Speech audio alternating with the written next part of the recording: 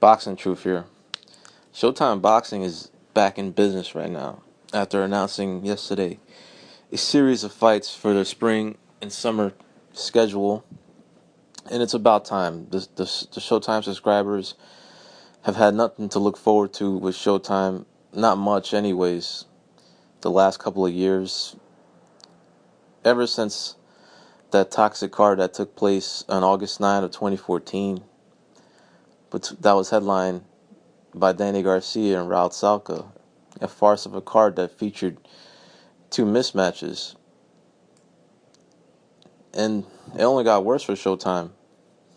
In 2015, there was hardly any content on the network, a lack of fights, and nothing to look forward to besides Deontay Wilder and Julio Cesar Chavez showcases, and also terrible ratings the network produced in the second half of their year, ending with the Jacobs Quillen bout, a fight hardly anybody watched, only 300,000 viewers. And Steven Espinosa, the guy who runs the Showtime boxing division, many in the industry have been calling for his job, and it's understandable because of the content Showtime has brought out the last couple of years. They had a bomb year in 2013. They put on some good fights. They sold more pay-per-views than any other network, and then they followed it up with a bunch of mismatches or lack of content, lack of real fights. And considering the year Showtime had in 2015, you would think Steven Espinosa would be out of a job. He'd be on the hot seat. And also, the year didn't start out very well with them. A couple of their telecasts did terrible ratings. Deontay Wilder, a world heavyweight champion, American guy who knocks guys out with some charisma, only did 500,000 viewers. In Santa Cruz, hardly anybody watched that fight with Kiko Martinez. So Showtime needs to improve their ratings, but right now they got the fights to get people to perhaps subscribe back to Showtime because they have something to look forward to. I mean, it's a pretty good schedule. Now, many industry are asking, how come Showtime all of a sudden has fights? How come they couldn't get shit last year? I mean, all the PBC guys left and went to other networks. Now, Espinosa, he's been accused of being an Al Heyman puppet. And everybody was laughing their asses off at him when this happened, when the PBC was debuted and all the PBC guys left the network and left Showtime with hardly any fights in 2015. But he always maintained that the PBC venture would benefit Showtime in some way, and all the writers were laughing their asses off at him for that statement, saying, because they didn't see it. They didn't see what the hell he was talking about. Not only that some feel in the industry that he's an Al Heyman puppet, but that he was getting bished and punked by Heyman for taking his fighters away from Showtime, putting them mostly on PBC platform. But the reports are that PBC is losing money. They're broke. And they point to the fact that there's a lack of shows. There's not many PBC shows being put out there. There hasn't been that many. There's finally an NBC card in April. There's a Spike card, but the ESPN dates have been pushed back to June. So maybe the reports are true, because Heyman right now, this is the best year he's ever had in boxing. He's actually putting on a consistent series of real fights. For years, the guys fed subscribers mismatches, handpicked opponents, maybe a solid fight, and then a series of trash fights where everyone knows who's going to win. But this year, I got to give him credit. He's making some good fights. Holy shit. Now, could it be because the PBC is broke and he needs money to help salvage the series? I don't know. Who knows? The numbers that are reported are debatable. Who knows? Maybe they have lost for over 400 million. Maybe they have not. But all I know is that Heyman is acting like he's never acted before. A couple of years ago, or even a year ago, even he would have never sent Charles Martin over to London to fight Anthony Joshua on the road. He wouldn't have put a fighter of his at that type of disadvantage. And not only is he doing that, he's sending two of his heavyweight title holders overseas. Wilder's going to fight Povetkin in Russia to defend his strap, but I expected that fight to happen, even in Russia. I mean, why would Wilder turn down a career-high payday and also drop his belt, be labeled as a pussy by everybody in the YTBC, and have nothing to look forward to beyond that? Who the hell is he going to fight if he drops the belt? I mean, why would he do that? It's just a bad business move. So that fight's going to happen. And Showtime's going to send their broadcasting crew over there to call the fight even. There's also a bunch of other fights to look forward to. Badou Jack got an upgrade and an opponent. He got a named fighter in Lushan Butte. I totally forgot about him. Totally forgot about Lushan Butte. That's a good fight for both guys. It's a tougher challenge for Badou Jack because Butte is a real professional. He's a real pro. And he looked good his last fight. It seems like he still has some left because he looked faded in recent fights, but he did very well against James DeGale. That fight could be placed in Quebec where the most money can be generated for Badou Jack. He'll get a good payday out of it. And a good fight, a solid fight.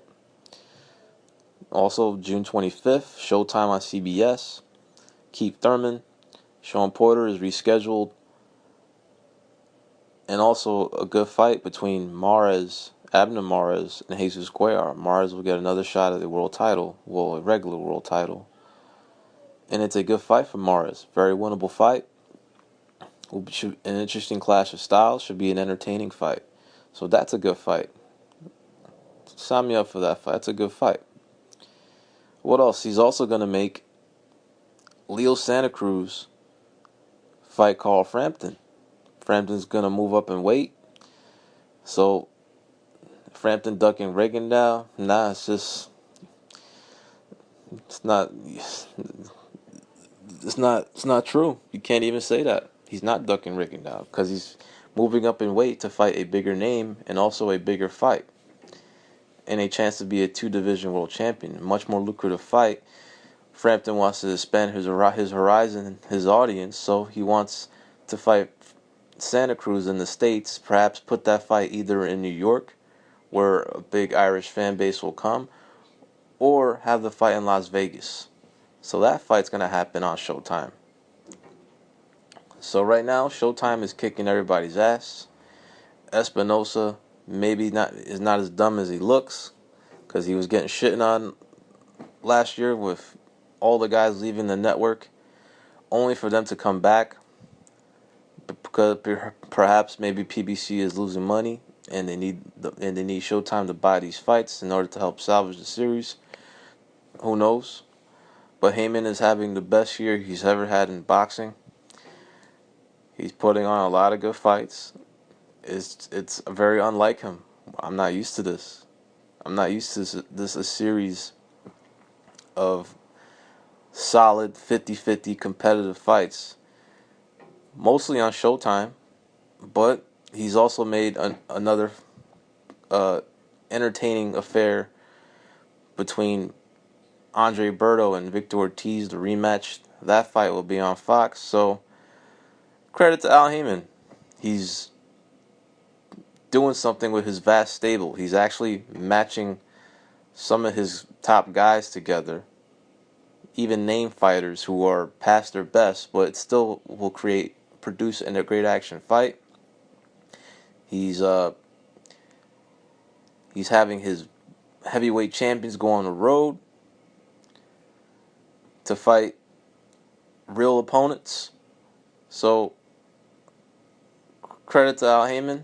It's going to be interesting to see what's going to happen with the PBC. Many in the industry feel it's going to fail.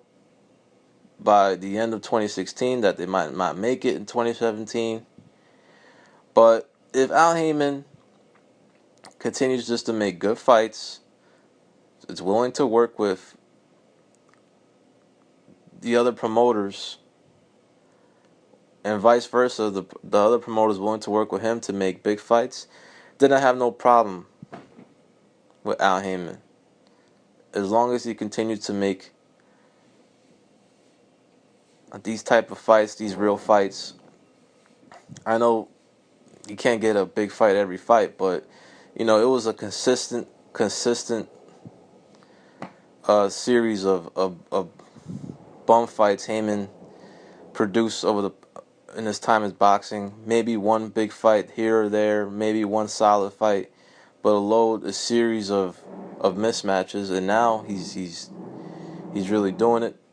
This year he's putting on very good fights. I'm very surprised. Perhaps there is an explanation to this. Everyone feels he needs money, but I don't care. As long as I get good fights, then I'm happy.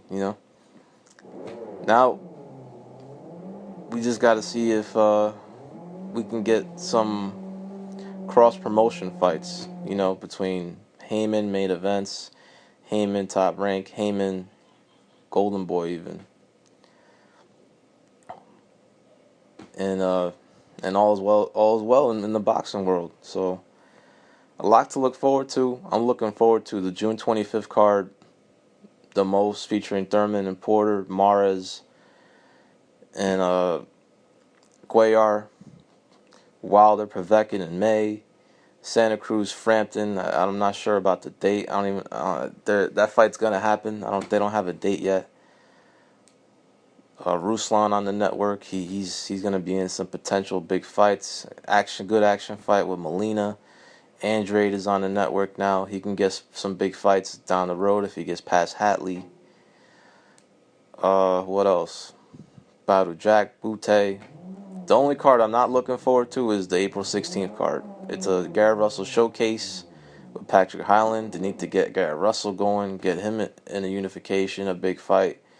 And they got Pedraza on the undercard against Stephen Smith.